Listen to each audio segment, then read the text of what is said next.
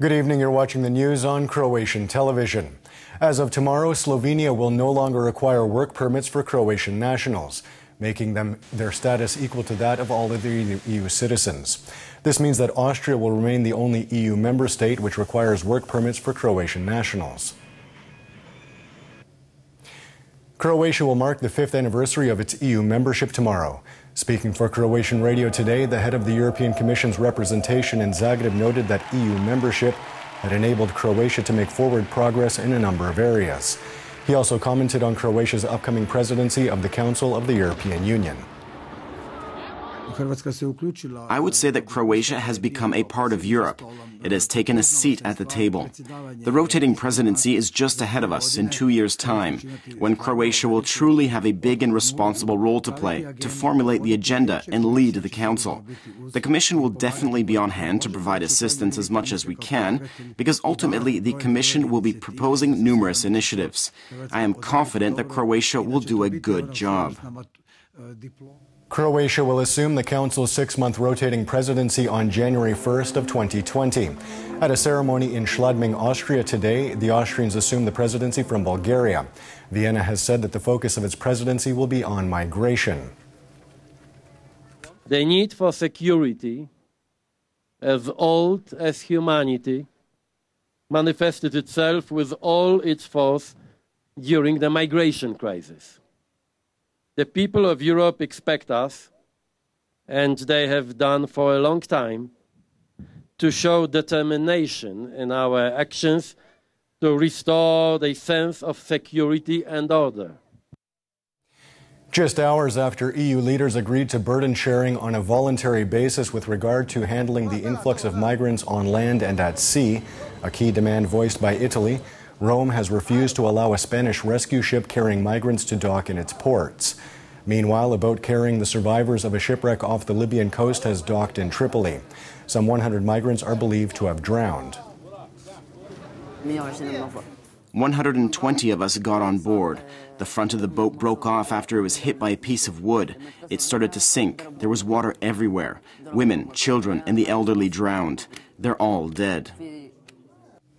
In other developments from Friday's meeting in Brussels, the European Council has decided to extend economic sanctions against Russia for another 6 months. Also, EU leaders agreed to open membership talks with Macedonia and Albania by the end of 2019. Croatia has long been pushing for continued EU enlargement in the region. In other news, some 50 divers from 7 different clubs in Croatia joined forces to clean the Kupa River of trash at the Ozel beach today. As opposed to last year when they removed some 40 bags of garbage, this year only 2 tires and some small waste were found. Environmental Protection Minister Tomislav Ćorić has announced similar campaigns in the future. At the end of September, let's say near the end of the tour season when the sea is still warm, we will organize, I hope, a general dive throughout Croatia with the goal of cleaning Croatia's seabed, but its lakes and rivers as well. The 4th edition of the Sea of Books event is underway in Zagreb's Zrinjevac Park. The event offers visitors an opportunity to sit down and read any of the 300 books on hand while enjoying a coffee or cocktail and a bite to eat. The event runs through till next Sunday from 10 a.m. to midnight every day. It's a beautiful city. I'm particularly happy to have found this.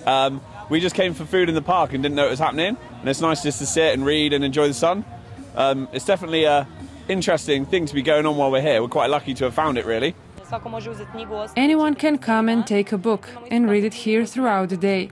We also have books on sale at discount prices. We have interesting events throughout the week, including 2 film screenings, La La Land and Comic Sans. Taking a quick look at sports and the World Cup in Russia. Croatia will play Denmark in the round of 16 in Nizhny Novgorod tomorrow. Opening kickoff is at 8 p.m. local time. We proved during the group stage that we are playing very well, that we are a compact team, and that we are as one. And if that remains the case tomorrow, I am hopeful that we will be able to overcome this first obstacle that stands between us and our next goal. We have to be very, very careful to not force things. Patience will be very important for us tomorrow. We have to play the entire game patiently and wait for our opportunities.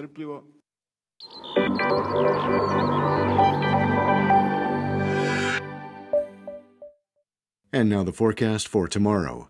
Predominantly sunny, especially in northern inland regions. Mountainous areas and the northern and central Adriatic will see some increased cloud cover with a chance of some afternoon showers. There will be a mild to moderate northeasterly on the coast, strong with gale-force gusts in some places in the morning. The southern Adriatic will see a southeasterly and southwesterly in the afternoon. Morning lows of 9 to 14 degrees Celsius inland, 17 to 22 on the coast, will give way to highs of 20 to 25 degrees in the interior, 26 to 31 on the Adriatic. The 3-day forecast for the interior calls for predominantly sunny and warmer weather, although mornings, which could see some fog, will continue to be relatively cool. There is a chance of the odd shower on Monday, primarily in mountainous regions and in the Dalmatian hinterland, spreading to the rest of the interior on Tuesday night and Wednesday. The coast will see very warm and hot weather. Increased cloud cover will bring with it a chance of some showers and thunderstorms, especially in the Istrian hinterland and on the northern and southern coast on Monday and Wednesday. Northeasterly winds will shift to a southwesterly and then southeasterly, and by midweek a westerly and northwesterly.